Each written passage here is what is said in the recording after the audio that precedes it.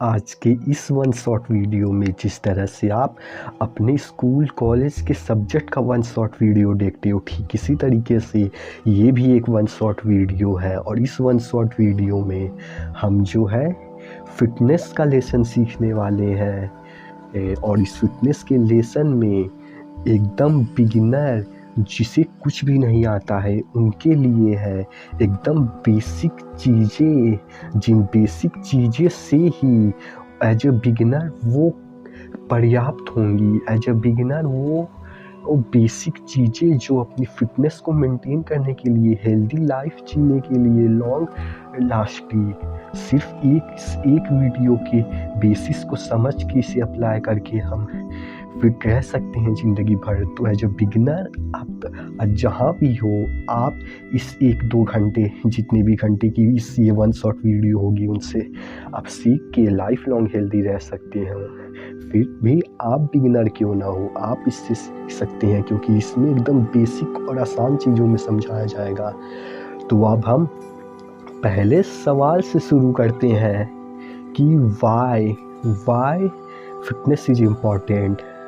तो इसका जवाब बहुत ही सिंपल है और वो आपको भी पता है कि फिटनेस आज के ज़माने में, जहाँ हमारे डे टू डे लाइफ की वजह से जिस पोस्चर में हम बैठते हैं, या तो जितनी हेल्थ डिजीजेस आज के ज़माने में बढ़ रही है और फ्यूचर में ये और बढ़ने वाली है, और ये बहुतों को इफ़ेक्ट करेंगी, क्योंकि सबका लाइफ कहीं ना कहीं तरह से जो है गड़बड़ है। इसलिए फिट रहना ज़रूरी है ताकि उन फ्यूचर की बीमारियों से, क्योंकि हेल्थ से बड़ी इम्पोर्टेंस किसी की भी नहीं है। मनी की भी अपनी इम्पोर्टेंस है, लेकिन हेल्थ के बिना कुछ भी नहीं है। और आज की बदलती दुनिया में आज फिट नहीं रहो आप तो आप कुछ नहीं कर पाओगे ज़्यादा, और फ्यूचर में और भी खतरनाक चीज़ें जो आने वाली है उनसे हेल्दी रहने के लिए फिट रहना ज़रूरी है।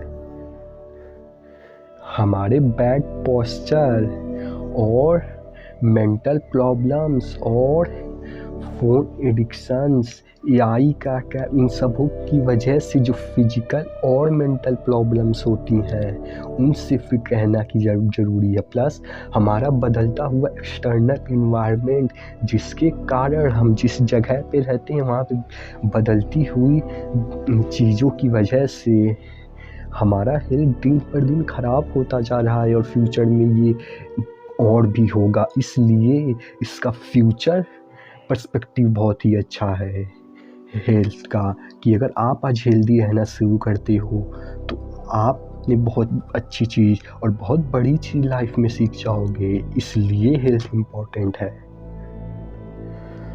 तो अब आते हैं कि हम हेल्दी रहने के लिए क्या क्या कर सकते हैं। मेन और बेसिक चीज़, और वो ज़्यादातर लोगों को पता ही है, कि हम हेल्दी रहने के लिए एक्सरसाइज करना शुरू कर सकते हैं ताकि हमारी बॉडी फिट एंड एक्टिव रह सके। और दूसरा कि हम अपने डाइट यानी अपने फूड को जो है सही तरीके से खा सकें। और ऐसा नहीं कि फूड जो है बहुत ज़्यादा स्ट्रेस टेंशन में सब चीज़ गिन के नहीं, बस एक सही बैलेंस, ना बहुत ज़्यादा ख़राब चीज़ें खाना और ना बहुत ज़्यादा ही स्ट्रिक्ट तरीके से, बस एक बैलेंस तरीके से हम चीज़ों को कर सकें ताकि हम हेल्दी रह सकें और लॉन्ग रन में ये अपनी हैबिट डेवलप कर सकें कि हम इस हेल्थ को हम अपनी रूटीन में, डेली रूटीन में ला सकें।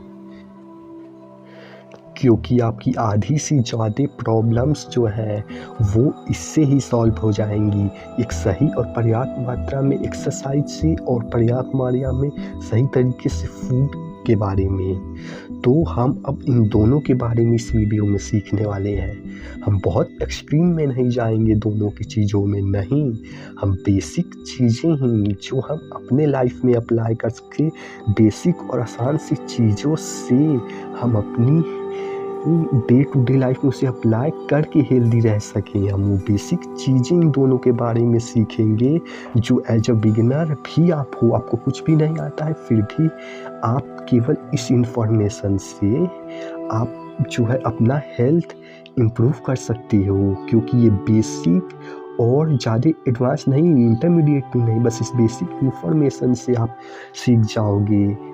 और आपको दूसरी चीज़ कि उसे आपको अप्लाई करना होगा, उसे आपको अपने हैबिट में लाना होगा, जिसके लिए आज से इस दोनों चीज़ों पे धीरे धीरे ही सही पर काम करना ज़रूरी है ताकि बदलाव आ सके। तो अब हम आते हैं एक्सरसाइज और डाइट से। तो अब पहले पॉइंट पे आते हैं कि एक्सरसाइज क्या होती है, उससे करने के क्या फ़ायदे होते हैं, और उसे हम अपनी आदतों में क्या हमें अप्लाई करना चाहिए हेल्दी रहने के लिए, क्या हम कर सकते हैं, वो जानने की कोशिश करेंगे। तो देखिए एक्सरसाइज से क्या होता है। एक्सरसाइज से आपकी बॉडी मूवमेंट होती है, जिसकी वजह से आपका जो हैंड मूवमेंट होता है, लेग मूवमेंट होता है, इन सब चीज़ों की वजह से आपका हैंड बॉडी का जो है मूवमेंट होता है, एक्सरसाइजेस होती हैं, जिसकी वजह से वो स्ट्रॉन्ग रहती हैं, कह सकते हैं, या तो वो हेल्दी रहती हैं, या तो कह सकते हैं वो इम्यून रहती हैं, या तो कह सकते हैं सबसे इम्पोर्टेंट कि वो अपनी प्रॉपर फंक्शनिंग जैसी रहती है, उस फंक्शनिंग करने के लिए इम्प्रूव होती है, ताकि वो हेल्दी चीज़ तरीक़ों से सस्टेन कर सकें। तो इसके लिए हमें एक्सरसाइजेस करनी चाहिए, और एक्सरसाइजेस में भी क्या कौन सी कैसी करनी चाहिए वो अभी हम देखेंगे। लेकिन आप इतना समझ गए होंगे कि हमें कोई भी एक्सरसाइजेस वगैरह करनी चाहिए ताकि हमारी बॉडी प्रॉपर फंक्शनिंग कर सके और मजबूत रहे होने वाली बीमारियों से, जो बीमारियां आज भी हैं और फ्यूचर में और बढ़ेगी, उनके लिए हमारी ये बॉडी, ये मशीन जो है हेल्दी रहे, ताकि हम अपने आगे की लाइफ जो है सस्टेन कर सके हेल्दी तरीके से, ताकि हम बीमारियों से ग्रस्त ना हों। तो अब हम आते हैं एक्सरसाइज करने से हमें क्या होता है। तो देखिए हमारी जो है शॉर्ट फॉर्म में समझिए, और इतना इनफ होगा आपको इसकी डेफिनेशन बताने के लिए। हमारा स्केलेटल सिस्टम यानी हमारा हड्डियों और हमारा मांसपेशियों और हमारा ऑर्गन्स, ये सभी जो है हेल्दी होती है, और इनकी फंक्शनिंग जो है एक्सरसाइजेस वगैरह की वजह से इनकी बेटर होती है, और जो भी बीमारियां इन्हें फ्यूचर में या तो जो भी होने वाली होती हैं उसके लिए मजबूत होती हैं या इम्यून भी होती हैं। और थोड़ा और जानना चाहें तो ये सब देखिए, इन सब चीज़ों से कंफ्यूज ना होइएगा, ये तो बस आपको दिखाने के लिए है, आप हमारी बातों से ही समझ जाएंगे, क्योंकि हम इतनी बेसिक तरीके से आपको समझाने वाले हैं। तो ये भी वही चीज़ है, इसमें आपकी हड्डियाँ, मांसपेशियाँ जो है, आपका नर्वस सिस्टम वगैरह, जो भी बॉडी में चीज़ें होती हैं, उनका मूवमेंट के वजह से उनकी प्रॉपर फंक्शनिंग हो पाती है। अब ये आप समझ गए। अब हम दूसरे चीज़ पर आते हैं। तो हमारा पर्पस यही है कि हम इन सारी चीज़ों को हेल्दी रख सकें, इनकी फंक्शनिंग बेटर कर सकें, इन हड्डियों की फंक्शनिंग, इन मांसपेशियों की फंक्शनिंग, इन ऑर्गन्स की फंक्शनिंग, थोड़ा और डीप में जाना चाहें तो इन न्यूरॉन्स वगैरह जो भी चीज़ें होती हैं उनकी फंक्शनिंग बेटर कर सके। हमारा ये पर्पस है एक्सरसाइज करने का। तो हम इस पर्पस को ध्यान में रखते हुए जो है हम आगे बढ़ेंगे कि हमारा ये पर्पस कंप्लीट हो पाए। जो भी हम एक्सरसाइजेस करेंगे अपने डेली रूटीन में, उसका ये पर्पस होगा। तो इस पर्पस के अकॉर्डिंग हम आगे बढ़ते हैं। तो हमें अब अपना पर्पस पता चल गया, तो उसके अकॉर्डिंग आप कोई भी एक्सरसाइजेस को चूज़ कर सकते हो, जो भी जिस भी तरह की आपको करना पसंद है, क्योंकि सारे ही लगभग इफ़ेक्टिवली होती हैं। इसलिए जिसमें आप खुश हो, जिसमें आपको करने में मज़ा आता है, बस उसे आप डेली लाइफ में आप अपनी हैबिट बना सकिए। कोई भी एक्सरसाइजेस आप चूज़ कर सकते हो, जैसे योगा हो गया, जिम वगैरह भी, या तो जो भी, और ज़रूरी नहीं है कि कोई योगा जिम भी, आप कोई भी जैसे स्पोर्ट्स भी खेल सकते हो हेल्दी रहने के लिए। उसमें भी बॉडी का मूवमेंट होता है, बॉडी के parts, organ system, skeletal system सबका एक्सरसाइजेस होता है। तो आप कुछ भी, कोई भी फिजिकल एक्टिविटी चूज़ कर सकते हो। बस आपको उसे सस्टेन करते हुए आपको उसे अपनी हैबिट में लाना होगा, रूटीन में लाना होगा। बस कोई भी चीज़ कीजिए, उसमें जो है हमारा 4 चीज़ें कंप्लीट होनी चाहिए। वो है कि हमें उस स्पोर्ट, उस एक्सरसाइज जो भी करते हैं उसकी वजह से हमारा जो है ऑर्गन सिस्टम जो भी है सारा, आँख, कान, पेट, ओट वगैरह जो भी, उससे उसकी फंक्शनिंग बेटर होती हो। पहला ये, दूसरा कि आपकी बॉडी की फ्लेक्सिबिलिटी बेटर होती हो, आपके बॉडी में लचीलापन हो, दूसरा, और तीसरा कि आपके बॉडी में स्टेमिना हो प्रॉपर, ताकि आप चीज़ों डे टू डे लाइफ का काम कर सके। ये 3 चीज़ें मेजरली होनी चाहिए। और हम एक्सरसाइजेस या फिटनेस की कुछ मिथ के बारे में बात करेंगे। और वो मिथ ये है कि जिम जाना बुरा होता है, जो सोच आज भी कई लोगों की है, खास करके बिगिनर की होती है।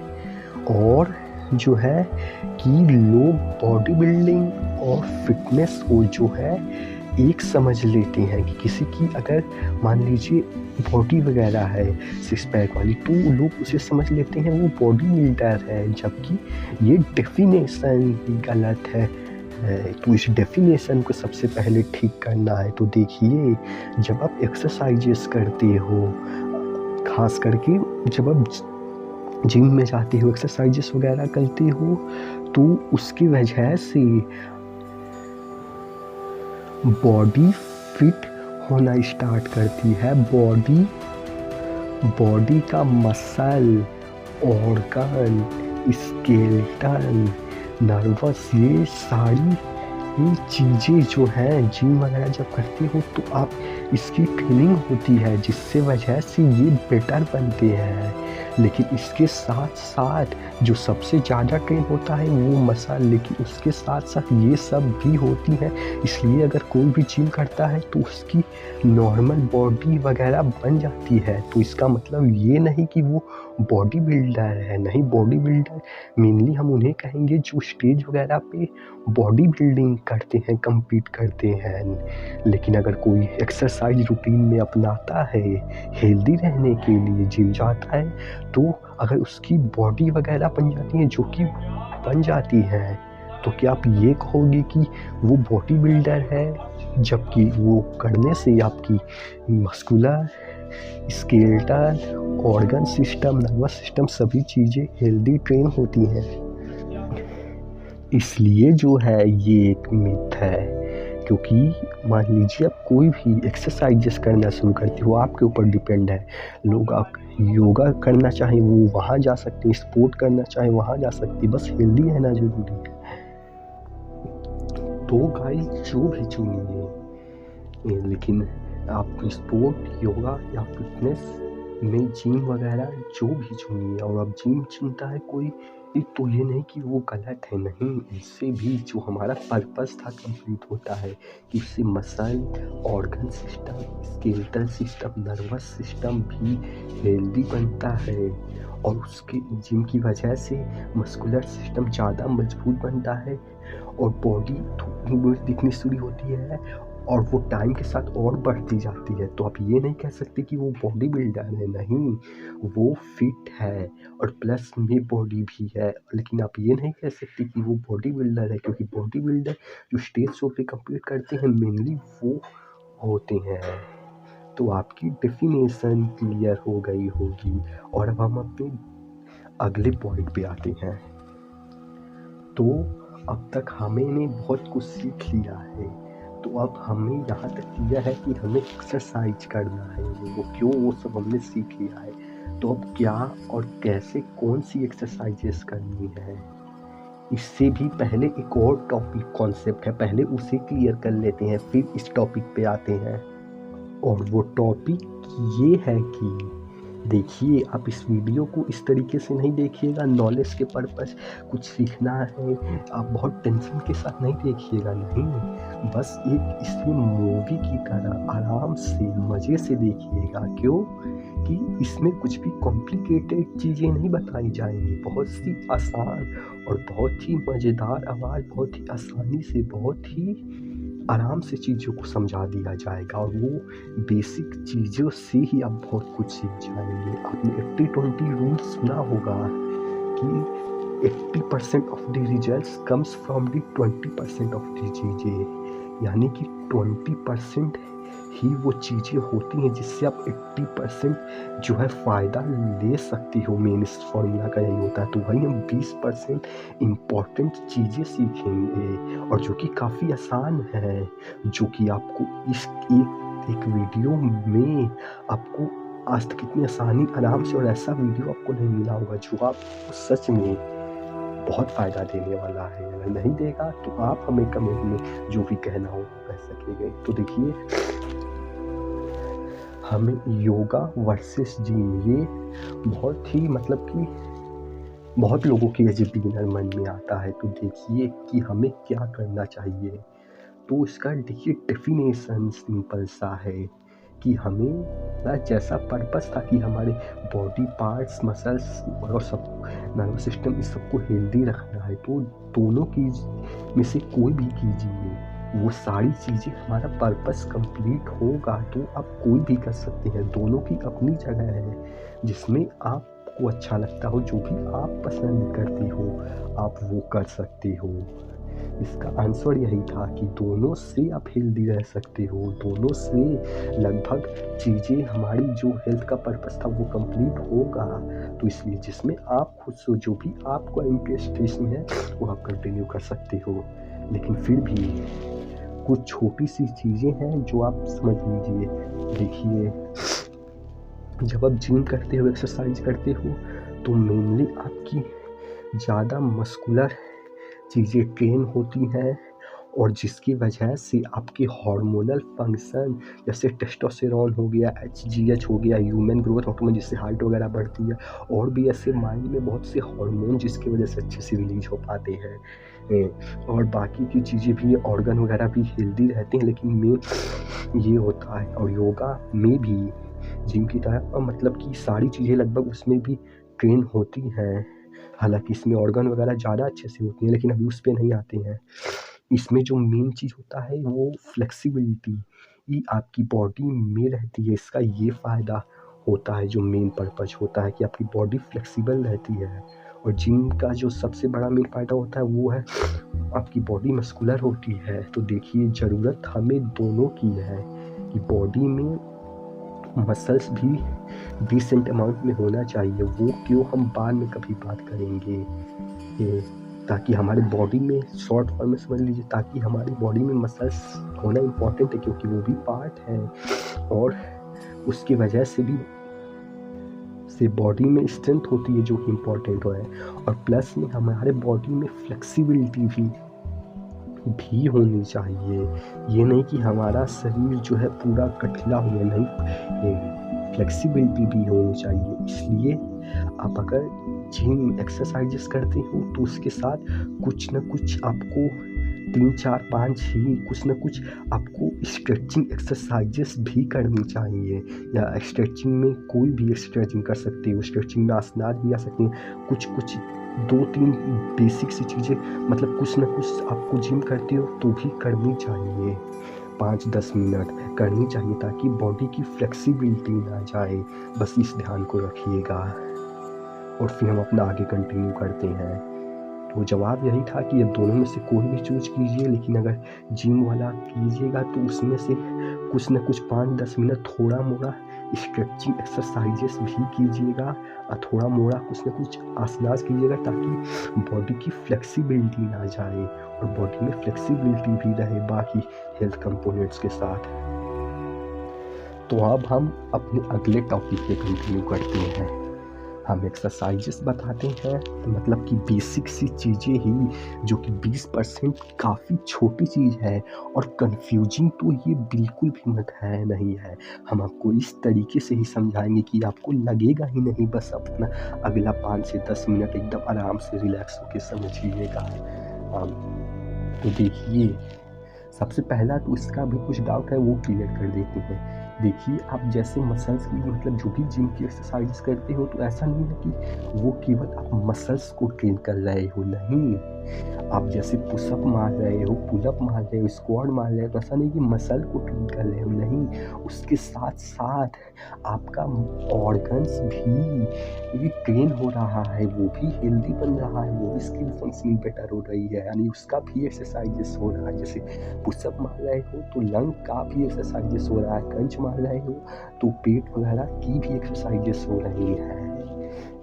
तो ऐसा नहीं कि केवल मसल पे इफेक्टिव होता है, नहीं।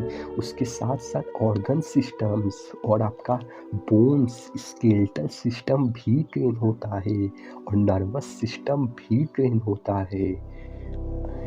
तो ये सारी चीज़ें मसल्स के साथ ट्रेन होती हैं। आपका nervous system, skeletal system, organ system, इसलिए जो है आप ये ट्रेन करते हो, मतलब ट्रेन ज़्यादा कॉम्प्लिकेटेड वर्क नहीं करेंगे, बस ये करते हो तो आपका इसके साथ साथ आपकी बॉडी बाकी भी ऑर्गन वगैरह भी हेल्दी होती हैं, केवल इससे मसल ट्रेन होता है। इस पर स्टिक से बिगिनर लोग ना समझें या देखें। तो अब आ जाते हैं पुश पुल लेग। देखिए, ये सब बस कंफ्यूजिंग टर्म है, बस इसका आसान सा मतलब समझिए, क्योंकि अगर आप ये समझ गए ना, तो सच में आपने 80% चीज़ समझ ली एक्सरसाइजेस की। 80% बेसिक, और जो बार बार मेनली काम आती है ना, वो रूट यही है, और जो कि बहुत आसान है, कुछ भी कॉम्प्लिकेटेड नहीं है।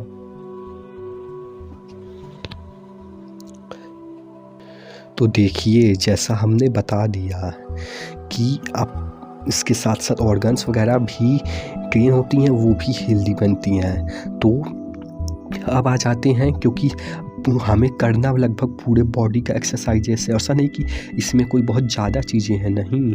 और ये खास करके ये जो ऊपर की चीज़ें हैं, इन्हें तो बिल्कुल ही अभी इस पे ध्यान न दीजिए बिगिनर लोग, क्योंकि आपको बेसिक चीज़ें समझनी है, वो एक्सरसाइजेस नहीं समझनी है। आप बस बेसिक चीज़ें समझ गए तो आपके लिए ये बच्चों का खेल होगा। तो देखिए, हमारी पूरी बॉडी का लगभग हम 3 दिन में एक्सरसाइज करते हैं। Push pull leg. पुश का मतलब देखिए ज़्यादा कॉम्प्लिकेटेड नहीं, बस पुश का सीधा सा मतलब होता है कि आप जब धक्का देते हो तो वो पुश होता है। जब कोई भी चीज़ आप धक्का देते हो तो वो पुश होता है, और जब कोई भी चीज़ आप अपनी तरफ खींचते हो तो वो उसे पुल बोलते हैं। और लेग को समझ लीजिए मेनली कि कोई भी जब आप वज़न वाला चीज़ करते हो, या तो वज़न को उठाते हो, रखते हो, जो भी वेट से रिलेटेड चीज़ें हैं, जिसमें भारी चीज़ें करते हो, तो वो लेग से उसका पर्पस होता है। तो अब इसे एग्जाम्पल के साथ समझते हैं। तो अब हम एग्जाम्पल लेते हैं एक कार से, कि जैसे देखिए, जब आप कार को धक्का दे के आगे बढ़ाने की कोशिश करते हो, तो जब आप पीछे से उसे धक्का देते हो, तो जब आप पीछे से कार को धक्का दे रहे हो, पुश कर रहे हो, तो उस समय पुश मसल्स काम कर रही हैं। और वहीं पे जब आप उस कार को आगे की तरफ से खींच रहे हो, जब आप कार को आगे की तरफ से खींच देंगे तो पुल मसल्स काम करेगा। जब आप पीछे से धक्का दोगे तो पुश मसल्स काम करेगा, और जब आप आगे से कार को खींचोगे तो पुल मसल्स काम करेगा।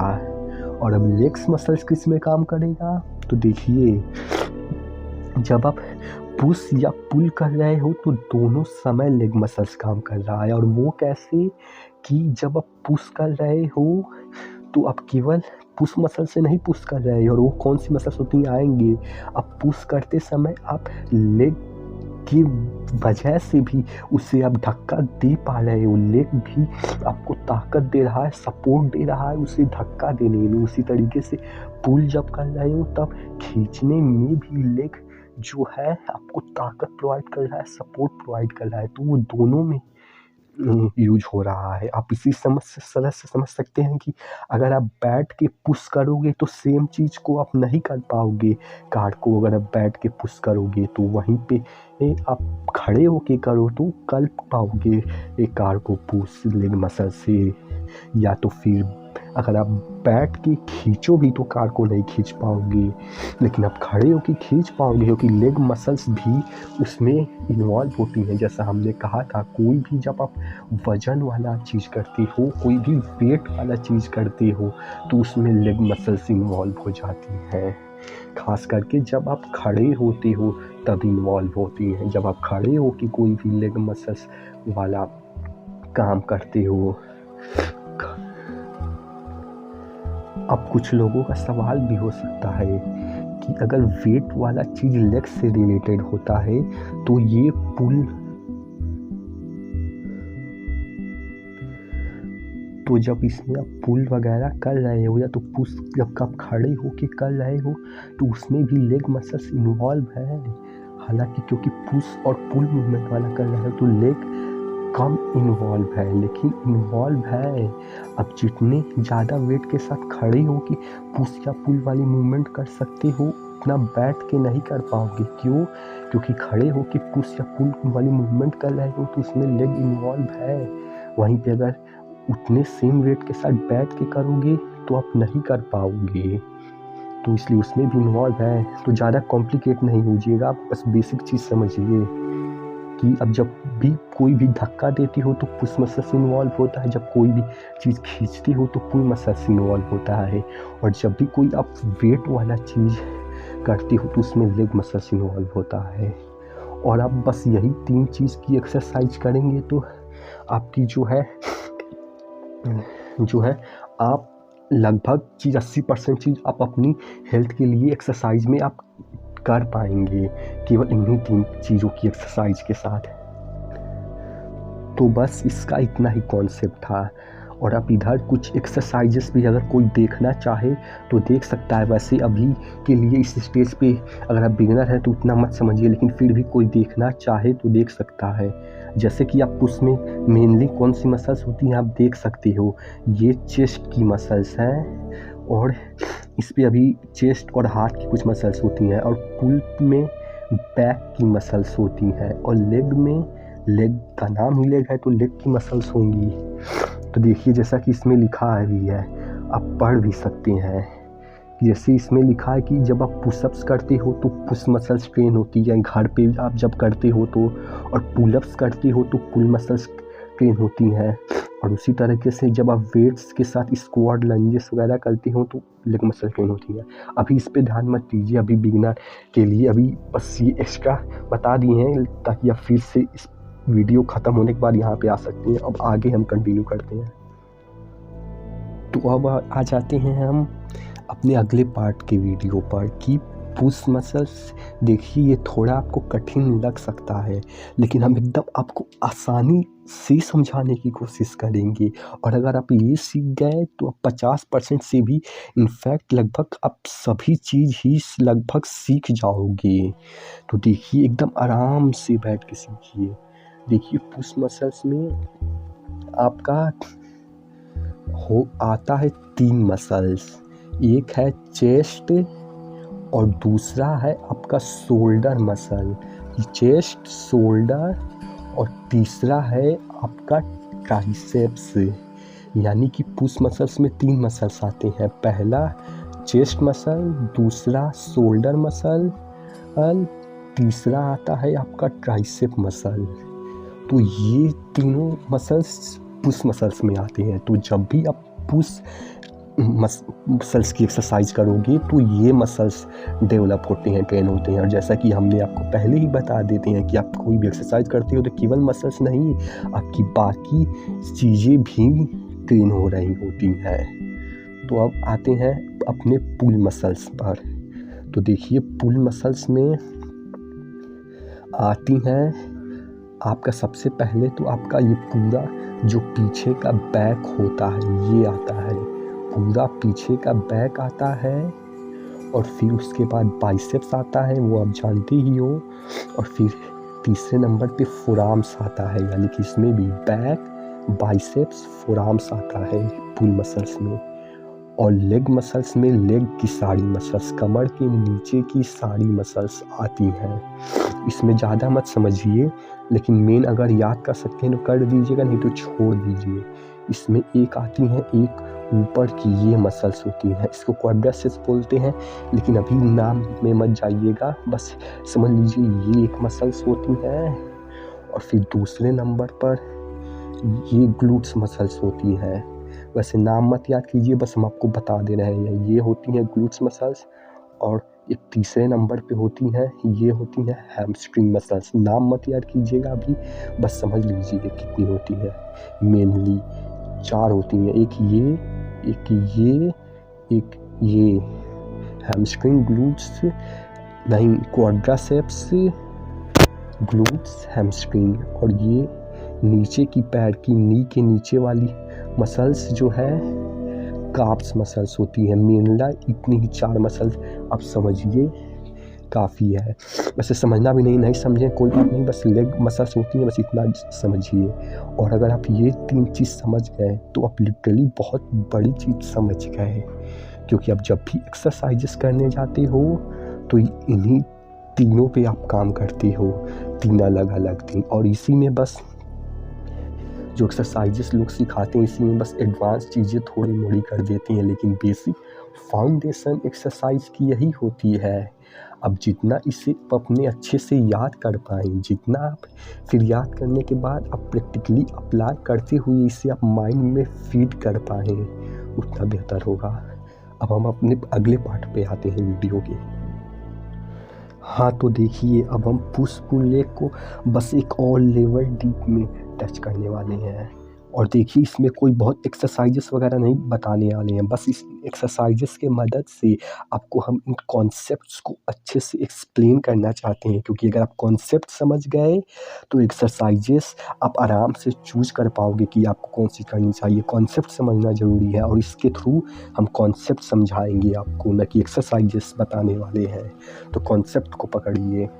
और इसमें तो ये शोल्डर और ट्राइसेप्स वाला भी छोड़ दीजिए, मेन अभी चेस्ट पे आई है। तो देखिए, अगर आप होम पे होते हो तो अब चेस्ट में ये जैसी स्टैंडर्ड, यानी कि जो आप नॉर्मल पुशअप्स करते हो, एक वो, और इंक्लाइन मतलब जो अब बेंच के चौकियों के कुछ भी जब उस पर पुशअप्स करते हो तो इंक्लाइन, और फिर अब जब उस पर रख के चौकी बेंच वगैरह पे रख के पुशअप्स करते हो बेड पर, तो वो डिक्लाइन होता है। तो देखिए, इसमें आप बॉडी की मूवमेंट को समझिए। जैसे मान लीजिए इसमें आप होते हो तो आप क्या कर रहे हो कि बॉडी को आप जो है नीचे की तरफ पुश कर रहे हो, और फिर नीचे से ऊपर की तरफ पुश कर रहे हो। जिस तरह से आप कार में जब आप कार को धक्का दे रहे थे तो आप उस कार को पुश कर रहे थे, ठीक वही चीज़ आप यहाँ पे भी कर रहे हो। इसमें आप बॉडी को एक बार नीचे और ऊपर की तरफ पुश कर रहे हो। इसमें आप ध्यान से देखो तो आप कुछ भी खींच या उठा नहीं रहे हो, बस आप पुश कर रहे हो अपने बॉडी को ऊपर नीचे, इसलिए यहाँ पे पुश मसल्स इन्वॉल्व है। और पुश के साथ जो पुश मसल्स होती हैं चेस्ट, ट्राइसेप्स, शोल्डर, इसलिए वो तीनों मसल्स इन्वॉल्व है, खास करके ज़्यादातर चेस्ट मसल, क्योंकि ये चेस्ट की एक्सरसाइजेस हैं। तो वो बस इसके थ्रू आप कॉन्सेप्ट को पकड़िए, एक्सरसाइजेस को नहीं। कि जब आप कार में पुश कर रहे थे, यहाँ पे भी आप अपने बॉडी को ऊपर नीचे पुश कर रहे हो, जिसकी वजह से पुश मसल्स जो थे हमारे चेस्ट, ट्राइसेप्स, शोल्डर, वो इन्वॉल्व हो रहे हैं, जिससे कि वो ट्रेन हो रहे हैं। और क्योंकि चेस्ट की एक्सरसाइज है, इसलिए ज़्यादातर चेस्ट ट्रेन हो रहा है। तो अगर आप होम पे करते हैं तो ये तीनों आप जो है कर सकते हैं एक्सरसाइजेस, ये तीनों काफ़ी अच्छी हैं। ऊपर और नीचे वाली छोड़ दीजिए एज अ बिगिनर, ये तीनों अच्छी हैं। वैसे ये हमें इतना नहीं बताना, अगले कॉन्सेप्ट पे आते हैं। हाँ तो देखिए, जो जिम जाते हैं उनके लिए भी देखिए जैसे इस सब मूवमेंट में आप जो देख रहे हो, एक्सरसाइज को नहीं पकड़ना है, क्योंकि वो पकड़ेगा कॉन्सेप्ट अगर नहीं समझ पाए तो आप किसी के भरोसे ही एक्सरसाइज करते रहोगे, कोई बताएगा। लेकिन अगर आप कॉन्सेप्ट समझ गए तो आप खुद चूज़ कर पाओगे। तो देखो इसमें आप फ्लैट बेंच जैसे देख सकते हो, इसमें आप बारबल को ऊपर और नीचे जो है पुश कर रहे हो, सेम चीज़ जो आप कार में कर रहे थे। इंक्लाइन बेंच देख लो, डिक्लाइन बेंच कर देख लो, वैसे ये ऊपर नीचे केवल है, उससे ज़्यादा इफेक्ट नहीं पड़ता है। हालांकि दूसरा मसल ग्रुप ट्रेन होता है, लेकिन अभी उस पर मत जाइए, बस इस सब से समझने की कोशिश कीजिए। इस सब में आप देखो तो पुश कर रहे हो कुछ ना कुछ, जैसे केबल फ्लाइज में आप केबल को एक तरह से खींच रहे हो, लेकिन उस पर ऐसे खींच रहे हो कि वो चेस्ट मसल यानी कि पुश मसल्स काम कर रहा है। ज़्यादा कॉम्प्लिकेट मत सोचिए, बस इसे समझने की कोशिश कीजिए। जैसे आप ये डंबल लेट्स, जैसे कि आप ये देख सकते हैं, इसमें भी आप जो है शोल्डर को ऊपर की तरफ उठा रहे हो, पुश कर रहे हो। और इसमें भी ट्राइसेप्स डिप्स वगैरह ओवरहेड प्रेस में भी, या तो ट्राइसेप डिप्स में ट्राइसेप्स के बेस पे मेनली आप बॉडी को ऊपर नीचे कर रहे हो, या तो ओवरहेड प्रेस में आप ट्राइसेप्स को पुश कर रहे हो ऊपर नीचे। यानी कि बस मूवमेंट को समझिए, और मूवमेंट समझ गए तो उस मूवमेंट में मेनली वो मसल्स इन्वॉल्व होते हैं। जैसे अगर पुश मूवमेंट है तो चेस्ट, शोल्डर, ट्राइसेप्स इन्वॉल्व है। वैसे कॉम्प्लिकेटेड हो रहा हो तो आप इसे स्किप भी कर सकते हैं इस पार्ट को, फिर आप अगले पार्ट पे जंप कीजिए, फिर क्योंकि वहाँ से फिर से दूसरी चीज़ें बदल जाएंगी। और अब आ जाते हैं पुल में। जैसा कि पुल में जब भी आप कोई भी चीज़ खींचते हो तो पुल मसल्स इन्वॉल्व होती हैं। जैसे आप पुलअप्स करते हो तो आप पुलअप्स में बॉडी को ऊपर की तरफ खींचते हो, जैसे कार में आप खींच रहे थे, वैसे इसमें भी आप बॉडी को ध्यान से समझो तो ऊपर की तरफ खींचते हो। या तो बारबल रोज जैसे ये है तो इसमें भी बारबल को आप अपनी तरफ खींचते हो, या तो ये लैग पुल डाउन है सिंगल आर्म के बाद, तो उसमें भी आप लैग पुल डाउन में भी आप खींच रहे हो। तो इस सब में पुल डे की एक्सरसाइजेस हो रही है। पुल डे जैसे जब भी खींच रहे हो तो कौन सी मसल इन्वॉल्व होती है? सबसे पहले बैक, फिर बाइसेप्स और फोर आर्म्स, ये तीनों मसल्स इन्वॉल्व हो रही हैं। तो वो तीनों यहाँ पे ट्रेन हो रही है जब भी आप कोई चीज़ पुल खींचने वाला चीज़ कर रहे हो। जैसे नीचे में भी, हालांकि नीचे वाला तो ऊपर वाला तो मतलब पूरा खींचने वाला था, लेकिन नीचे वाला बाइसेप्स बेस्ड एक्सरसाइज है। तो क्योंकि ये पुल में है, ध्यान से देखिएगा, क्योंकि ये पुल डे में आता है इसलिए बाइसेप्स भी कह सकते हैं, एक तरह से आप डंबल को खींच रहे हो। तो यहाँ पे बाइसेप्स में भी खींचने वाली एक्सरसाइज हो रही है, तो बाइसेप्स इन्वॉल्व हो रहा है कि जो कि पुल। अब इसमें नहीं, ऐसा नहीं कि इसमें बैक भी ट्रेन होगा, नहीं, क्योंकि आप बाइसेप्स बेस्ड कर रहे हो इसलिए इसमें बाइसेप्स मेनली ट्रेन हो रहा है। हालांकि जब बैक करते हो तो उसमें बाइसेप्स फोर आर्म सभी इन्वॉल्व होता है, लेकिन यहाँ पे केवल बाइसेप्स वाली एक्सरसाइज कर रहे हो, उससे खींच रहे हो तो बाइसेप्स ट्रेन हो रहा है और थोड़ा मोड़ा फोर आर्म, लेकिन बैक उतना नहीं। तो बस इससे आप मूवमेंट को समझने की कोशिश कीजिए, वीडियो पॉज करके। आप कुछ ना कुछ खींचने की कोशिश कर रहे हो, और जब भी खींचने की कोशिश करोगे तो उससे पुल मसल्स इन्वॉल्व होंगी, जो कि होती हैं बैक की मसल्स, जो कि होती हैं बाइसेप्स और फोरआर्म्स से। और जब बाइसेप्स फोरआर्म्स करोगे तो उसमें बैक उतना इन्वॉल्व नहीं होता है। और अब आ जाते हैं हम अपने लेग पर। तो अगर आपको याद हो तो लेग में हमने 4 चीज़ें, छोड़िए अभी उसे, छोड़िए अभी मेन चीज़ पे आते हैं। तो देखिए जब भी आप कोई भी चीज़ वेट के साथ करते हो, जैसे वेट आप स्क्वाट करते हो या तो डेडलिफ्ट करते हो, इससे अभी ये सब नाम छोड़िए, कंफ्यूजिंग टर्म्स हैं बस। जब भी आप वेट के साथ कर रहे हो तो उसमें लेग मसल्स इन्वॉल्व हो रही हैं। या तो वेट को बेस पे आप ऊपर नीचे बैठ रहे हो, स्क्वाट कर रहे हो, या तो कुछ भी खींच रहे हो वेटेड चीज़, जैसे डेडलिफ्ट में करते हैं। वैसे अभी नाम पे मत जाइए, बस जब भी वेट वाला चीज़ कर रहे हो, इस सब में देखिए वेट वाला आप चीज़ कर रहे हो। हालांकि ये अलग अलग मसल ग्रुप है जो कि अलग अलग एक्सरसाइज करने की वजह से है, लेकिन बस ध्यान से समझने की कोशिश कीजिए मूवमेंट को। इसमें भी आप वेट लगा के आप वेट को खींच रहे हो, इसमें भी वेट का चीज़ हो रहा है और इसमें भी आप वेट को उठा रहे हो। तो जितना भी वेटेड चीज़ है उससे लेग मसल ट्रेन हो रहा है और इसमें भी आप लेग की वेट के थ्रू आप अलग मसल्स ग्रुप ट्रेन कर रहे हो। तो बस यही था यहाँ, बस थोड़ा और समझना चाहे तो बस इतना काफ़ी है, लेकिन किसी को समझना चाहे तो बस ये समझ सकते हैं जैसे 4 मसल ग्रुप होती हैं। तो ये स्क्वाट जो बैक स्क्वाट है, इससे आपकी क्वाड्रिसेप्स, ये ऊपर की मसल्स जो नीली नीली दिख रही हैं ट्रेन होती हैं, ये पहला मसल्स। और दूसरा ये जो डेडलिफ्ट दिख रहा है, इससे आपकी पीछे की मसल्स ट्रेन होती हैं, खास करके हैमस्ट्रिंग और ग्लूट्स भी होती हैं हालांकि।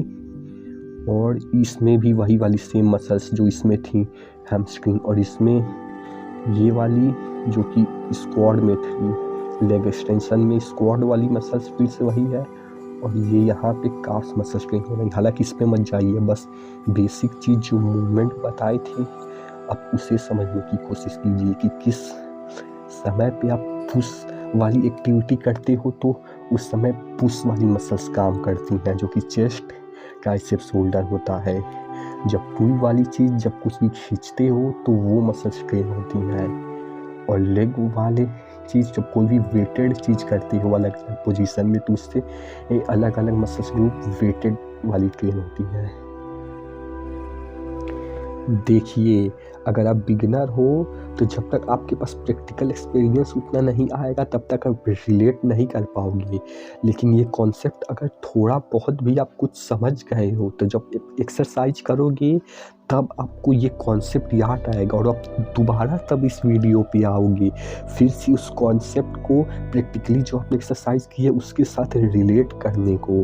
और जिस दिन आपने अच्छे से रिलेट करना सीख लिया उस दिन समझिए आपने लगभग आधा से ज़्यादा एक्सरसाइज की चीज़ आप सीख गए। हालांकि अभी अगर आप बिगिनर हो तो वो मुझे नहीं लगता कि आप समझ पाए होगे उतना, लेकिन नहीं भी समझ पाए होगे फिर भी आगे की अब जो वीडियो होगी वो हम टोटली डिफरेंट टॉपिक्स पे करेंगे। ये थोड़ा एक्सरसाइज पर्सपेक्टिव पे हो गया होगा, लेकिन आप समझ पाए होगे तो आप बहुत दिमागदार हो, क्योंकि मुझे ये चीज़ें समझने सीखने में और मैंने इतनी गलतियाँ कर सीखी, खास करके क्योंकि मुझे कोई इतना बताने वाला नहीं था, जिसकी वजह से मुझे 3 साल लग गए हैं सीखने वाले। नहीं तो अगर ये मुझे पहले से ही ये इन्फॉर्मेशन नॉलेज होती जो इस वीडियो में बताने वाला हूँ, अगर 3 साल पहले होती तो आज मैं बहुत ज़्यादा आगे होता।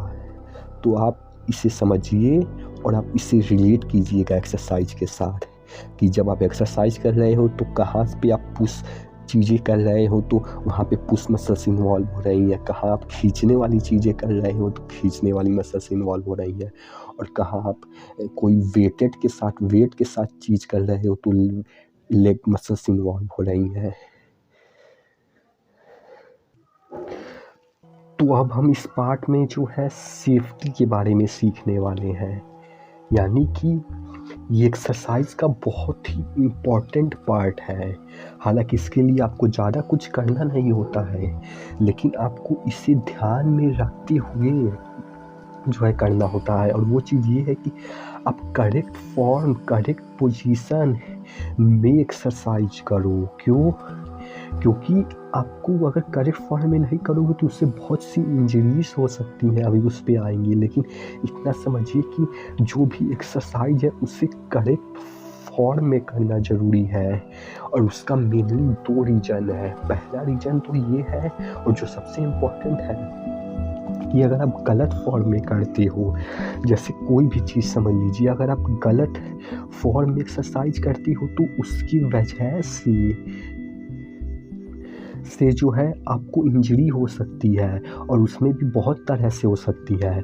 अगर आप मान लीजिए अगर आप बहुत ज़्यादा वेटेड के साथ में अचानक से गलत फॉर्म में किए तो आपको अचानक से भी इंजरी हो सकती है, हड्डी अगर टूट सकती है। या तो अगर आप ज़्यादा नहीं, लाइट वेट के साथ गलत फॉर्म में आप कई महीनों सालों से कर रहे हो तो वो आपकी बोन वगैरह टिल्ड भी हो सकती है। उस गलत गलत पोस्चर की वजह से उस गलत पोस्चर में वो बोन मुड़ना शुरू हो जाएंगी अगर आप गलत फॉर्म में करते हो तो।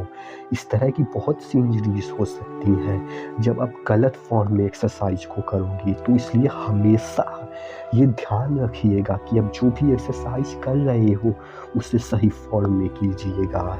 और उसके लिए अगर आपके पास कोच है तो आप जो भी एक्सरसाइज कर रहे हो अपने कोच से पूछ के कर सकते हो, या तो अगर आप वैसे ही करते हो तो आप यूट्यूब पे हर एक्सरसाइज का करेक्ट फॉर्म क्या है और फिर आप अपना जो भी एक्सरसाइज करते हो। और इसके लिए एक और चीज़ कर सकते हो कि आप जब भी एक्सरसाइज करते हो तो आप भी कोई कैमरा या तो किसी अपने फ़ोन से आप अपने पूरे एक्सरसाइज का वीडियो शूट करो। ये नहीं कि कहीं डाल के यूट्यूब डाल, नहीं, आपको उस वीडियो के थ्रू आप जो एक्सरसाइज कर रहे हो उससे आप अपने पोस्चर को देख पाओगे कि अगर पुशअप्स मार रहे हैं तो कहीं गलत पोस्चर में तो नहीं मार रहे हैं, कि इस तरह से जो भी एक्सरसाइजेस जो भी कर रहे हैं वो कहीं गलत फॉर्म में नहीं क्योंकि अगर आप वीडियो बनाओगे तो उसके थ्रू आप देख पाओगे कि किस एक्सरसाइज में कौन सी फॉर्म गलत है। जब आप वीडियो बना लिए तो आपको जो गलत फॉर्म लग रही है उससे आप यूट्यूब पे सर्च कीजिए, अगर कोच हैं तो उनके थ्रू उस एक्सरसाइज का करेक्ट फॉर्म कीजिए और फिर उसे नेक्स्ट टाइम उसे सही फॉर्म से इम्प्रूव करना कीजिए। ये गलती हमने करके इस तरीके से सीखी है तो हम आपको भी बता सकते हैं। इस तरह से आप वीडियो बना के आप देख सकते हैं। वैसे स्टार्टिंग से ही कोशिश कीजिए कि सही फॉर्म में कीजिए अपने कोच या तो जहाँ से भी उस एक्सरसाइज का फॉर्म मिल सके।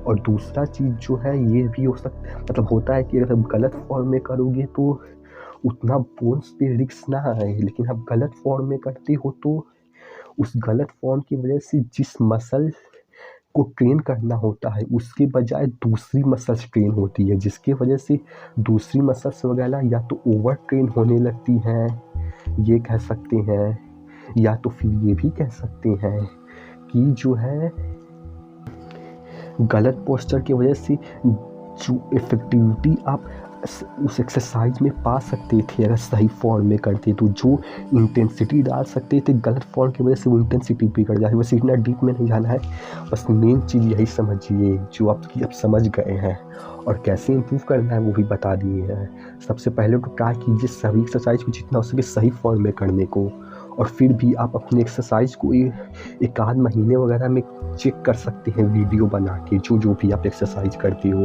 कि कहीं कोई एक्सरसाइज गलत फॉर्म में तो नहीं हो रहा है, और हो रहा है तो उसे इम्प्रूव करो और बस सही फॉर्म में एक्सरसाइज करने की ट्राई करो। अब हम वीडियो के नेक्स्ट पार्ट पे आते हैं जो कि काफ़ी इम्पॉर्टेंट पार्ट है एक्सरसाइज का, वो है वार्म अप और कूल अप करना, जिसे काफ़ी लोग इग्नोर कर देते हैं, खास करके बिगिनर। तो ये इन्फॉर्मेशन होना आपको ज़रूरी है। तो देखिए वार्म अप और कूल अप जो है बहुत इम्पॉर्टेंट पार्ट है एक्सरसाइज का, और वो क्यों, वो इसलिए। तो सबसे पहले समझ लीजिए कि वार्म अप आप एक्सरसाइज करने के पहले करते हो और कूल अप जो है एक्सरसाइज करने के बाद करते हो। और वार्म अप कूल अप इसीलिए ज़रूरी होता है। सबसे पहले तो वार्म अप पे आ जाते हैं। देखिए ज़्यादा हम डिटेल में बस बेसिक चीज़ें समझेंगे जिससे कि हमें वार्म अप की इम्पोर्टेंस पता चल सके। तो देखिए हमारी बॉडी दिन भर सिकुड़ी हुई होती है, उतना हाई एनर्जी में नहीं होती है।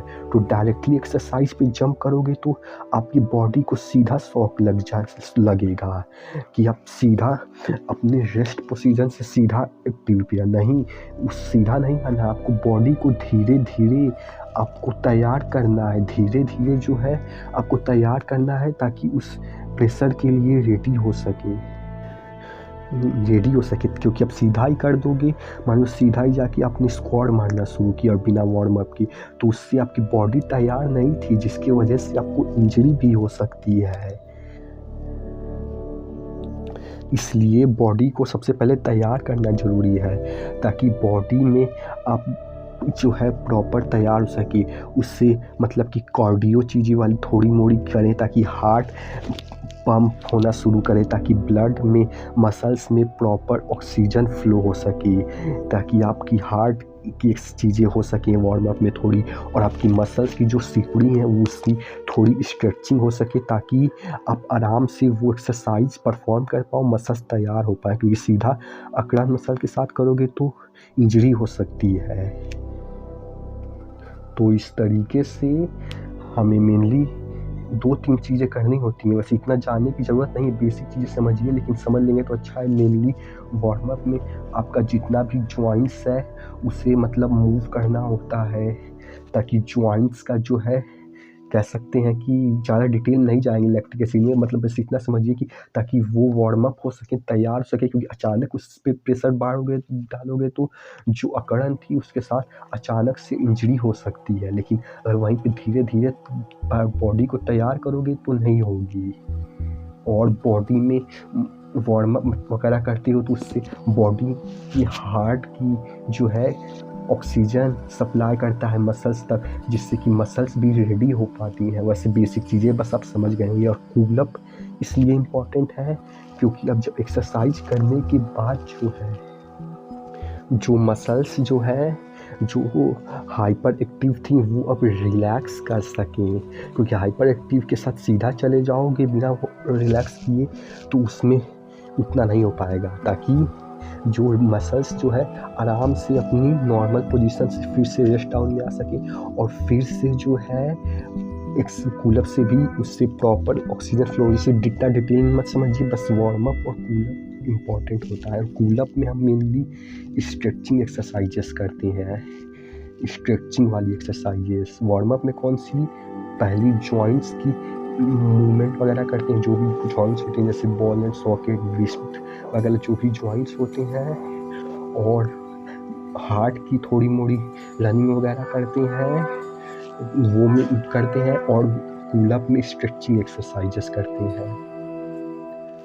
और कूल अप वगैरह इसलिए भी करते हैं क्योंकि एक्सरसाइज करते वक्त अगर कोई मसल्स या तो कुछ बोन्स थोड़ा मोड़ा इधर उधर हो गया है तो उसे प्रॉपर पोजीशनिंग में आ सके। क्योंकि एक्सरसाइज करते हो तो मसल वगैरह इधर उधर मतलब कुछ डिस्टर्बेंस हुआ तो स्ट्रेचिंग के थ्रू वो अपने करेक्ट फॉर्म में आ सके। बस इतना जानने की जरूरत नहीं है, बस आप मेन चीज़ समझ गए होंगे। तो देखिए अब हम थोड़ा इस पे बात कर लेंगे हैं। तो देखिए यानी कि आपको एक जैसे कि जिम की एक्सरसाइजेस के साथ आपको थोड़ा बहुत कुछ फ्लेक्सिबिलिटी, जैसे कूल अप की बात की है उसके साथ भी चाहे तो ऐड कर सकते हैं एक्सरसाइज के बाद थोड़ा 5-10 मिनट, कि आपको अपनी बॉडी को फ्लेक्सिबिलिटी के लिए कुछ ज़्यादा नहीं, 2-3-4 जितना आपका मन करे कुछ ना कुछ फ्लेक्सिबिलिटी रिलेटेड आसनास करना ज़रूरी है, ताकि आपकी बॉडी की प्रॉपर हेल्थ की जब बात करते हैं, वैसे आपकी अगर मेन मोटिव आपका बॉडी बनाना है तब तो उसकी बात नहीं, उन लोगों की नहीं। लेकिन अगर आप मेनली पर्सपेक्टिव अगर आपका पूरा ओवरऑल हेल्थ को बेटर करना चाहते हो तो फ्लेक्सिबिलिटी भी बॉडी की इम्पोर्टेंट होती है, जिसके लिए आपको आसनाज भी कुछ ना कुछ ऐड करने चाहिए। अगर आप जिम भी जाते हो एक्सरसाइज के साथ कुछ ना कुछ करने चाहिए ताकि बॉडी की फ्लेक्सिबिलिटी भी बेटर रहे। और क्योंकि जिम करते करते आपकी मसल्स ज़्यादा मतलब सिकुड़ मत जाए, उनके साथ साथ कुछ ना कुछ योगा आसनास भी कुछ ना कुछ करने चाहिए, जिससे कि आपकी बॉडी में फ्लेक्सिबिलिटी बनी रहे।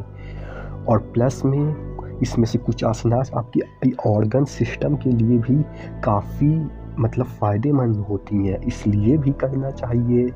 यानी कि डेफिनेशन यही है कि अगर आप ओवरऑल केवल हेल्थ के पर्सपेक्टिव से करते हो तो आपको तो ऐड करना ही चाहिए, कुछ ना कुछ करिए, लेकिन उसके साथ करिए ज़रूर। लेकिन आप बॉडी बिल्डिंग पर्सपेक्टिव से थोड़ा करते हो तब तो आप अवॉइड कर सकते हो, लेकिन बस थोड़ा ज़रूरी ये भी ज़रूर होता है कि आपके बॉडी में फ्लेक्सिबिलिटी, इसलिए आप कुछ भी स्टार्टिंग किसी से भी कर सकते हैं। ये तो बस ऐसे ही स्लाइड लगा दिया गया है, आप कोई भी करना स्टार्ट कर सकते हैं।